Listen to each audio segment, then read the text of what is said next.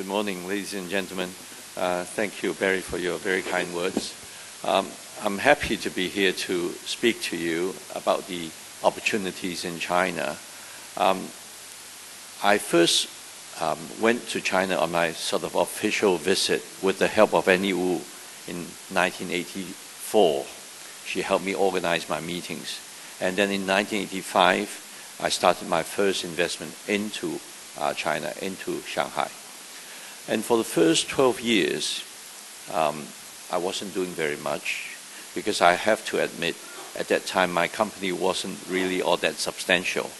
So I thought I was going to sell my human capital, which is actually what Hong Kong offers.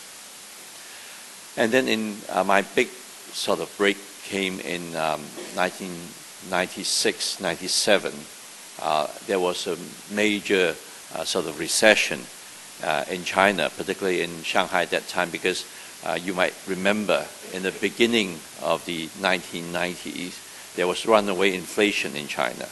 And so the Premier, Zhu Rongji, introduced a number of very stringent measures to curb inflation. And of course, property is the first sector to be damaged. But I always believe that the best time to invest is during the down times. So in 1996, 97, we secured two very major plots of land in Shanghai. One is the Xintiandi area, 52 hectares right in the heart of town. And the other one was the Rainbow City, 40 hectares. What I want to try and do for you today, actually just now, I'm sorry, the slides was a bit mixed up. I was supposed to be using those slides when I talked to you, but I hope you remember them all.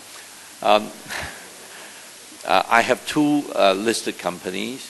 One of them, the SoCam, we are also a quite substantial cement manufacturer. We started in 1995. And then in 2005, we formed a joint venture with Lafarge, the leading cement producer in the world from France. Why would a leading cement producer want to form a joint venture with a Hong Kong company?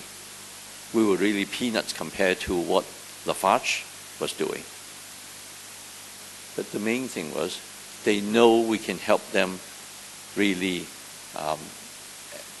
break into the China market in a much more rapid and substantial way.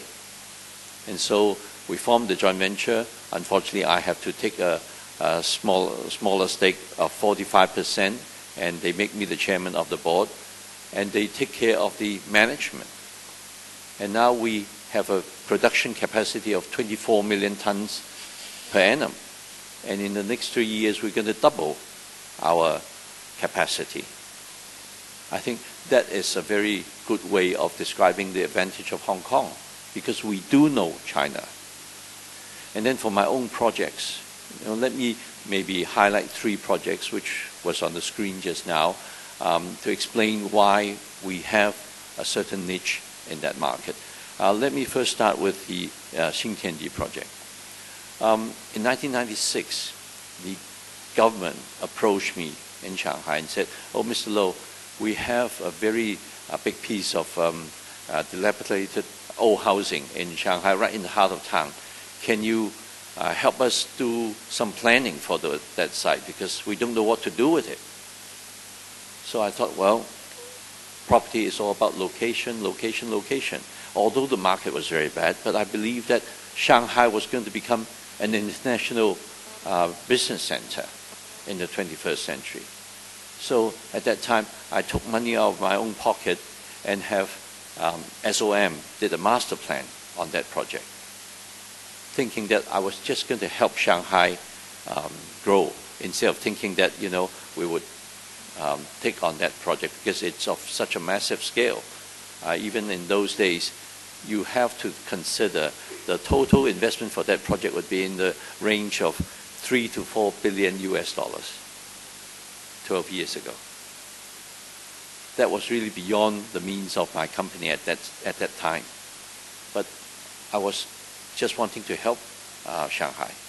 And then after we completed the master plan, which I was very personally involved myself, because master planners, they only do the technical job of putting it together. but I insisted that Shanghai will need facilities that will cater to Shanghai's needs as an international business and finance center. So when we produce the plans and show it to the mayor and the officials, they love it. And then they said, Mr. Lo, we want you to develop this project for us. And I only took 3 seconds to say yes. But of course, then, what do we do with it? Then came the Xintiandi decision, and that was during the Asian currency crisis. But I believe that, okay, in 2001, there was 2 important dates in Shanghai that I wanted to build the Xintiandi to be ready for those dates. One is the APEC meeting in October, and the other one was the 80th Communist Party anniversary. The first Congress Hall of the Communist Party was actually next to Xintiandi. So I thought, well, if we can build up the Xintiandi, it's probably the best way of showing our strength and our ability on our project, and also highlighting this Shanghai. But the concept of the Xintiandi was very unusual, because at that time, these old Shikumen housing, Stone Gate housing in Shanghai, they are not suitable for 21st century living or any sort of use. Very little window and very narrow lanes. But I thought, well, these are unique to Shanghai. We should try and preserve them. So I engaged Benjamin Wood, an architect from the US, whom I did not know at that time, but I visited Faneuil Hall. I'm sure a lot of you have. He was involved with that. So I wrote him a letter and said, Mr. Wood, please come out to Shanghai, and I have a project here that I would like you to be involved with me. And he came out. He's never been to China before. And then I spoke with him, described to him what I wanted to create with that project. And basically, after half an hour, we decided that we would do the project. And that project is now a new landmark for Shanghai. Of course, with a project like that, what we offer is really the vision and the ability to bring the best in the world together to produce that project, which I don't believe Chinese developers on the mainland can produce at this point in time. And that, again, is the strength of Hong Kong, because we have hopefully the sophistication, the experience, and the know-how to put it together. So we are acting more like an integrator, packager of this sort of projects. And I can guarantee you there's so many similar opportunities in China throughout the whole country. And we are basically not replicating Xintiandi, but we are doing quite a number of similar projects in the regional centers in China. We are involved in over 15 cities. But I refuse to replicate Xintiandi, although a lot of the officials, they come to me and say, Mr. Lo, all you need to do is just replicate Xintiandi and we'll be happy. I said, I don't want to be a McDonald's. Right? Because every city's got its own character and history and culture, and we should respect that.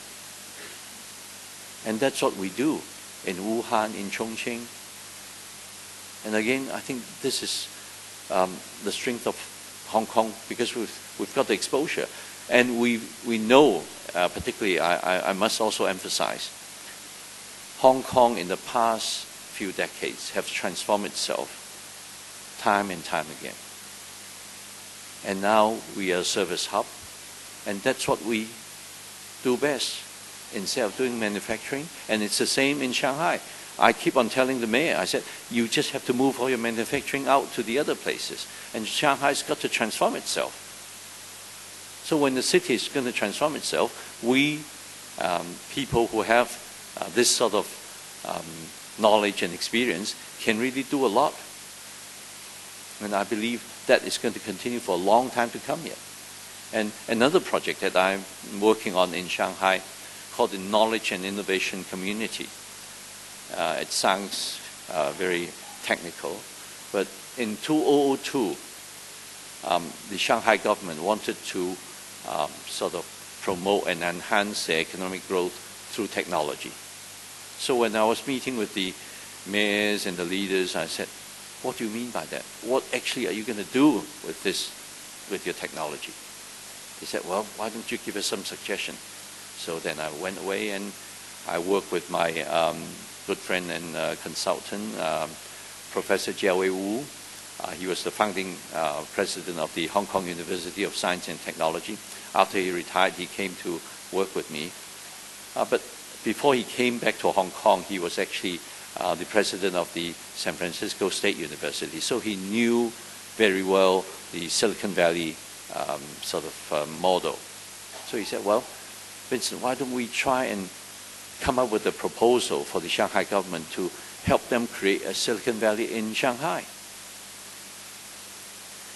I was very excited with that concept. So I drove around Shanghai trying to identify a suitable location. And Shanghai, as you know, actually have a lot of education institutions there. So we came to the Yangpu district. They have 14 universities there, including Fudan and Chongqing. And I then identified, it was on the slide, one of the slides just now. This old stadium, it's actually the first stadium that was built by the modern China, by the nationalist government, not the Communist Party. So it's a very important site. But in front of that stadium at that time when I was visiting, it was a bus depot. I said, what a waste. So in my mind, I was creating that, well, this would be the best backdrop to this whole project. So again, I took the trouble of producing a master plan for the government, and the mayor got very excited. I explained to him the concept of how we built this Silicon Valley for Shanghai. And then he invited me to say, oh, come to my office, let's have a discussion.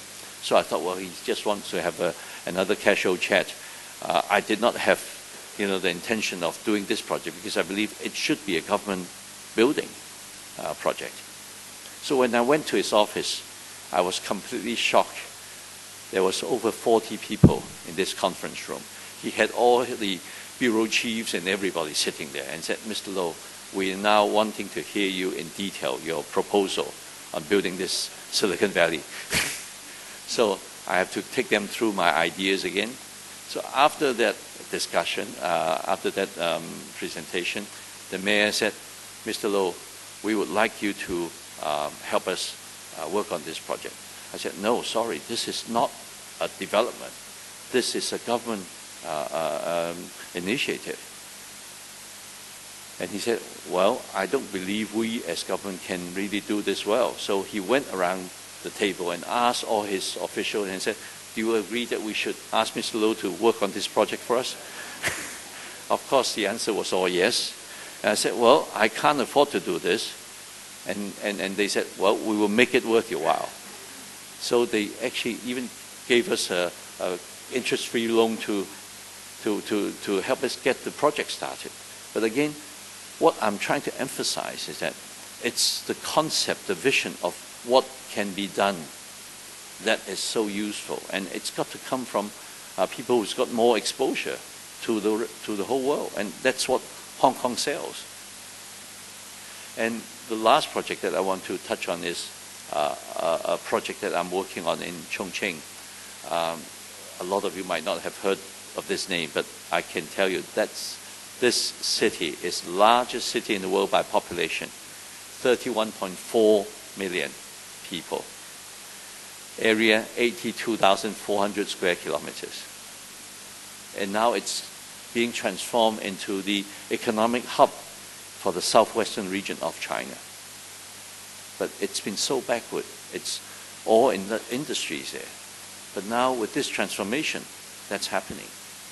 They need to rebuild the city center, build up a new CBD. So again, my project is to help them do that. And we are also building the tallest building in the western part of China, 440 meters high. It started work already. And again, these are all, I guess, strength of Hong Kong that we can help China develop. And there's so much opportunities. So thank you very much.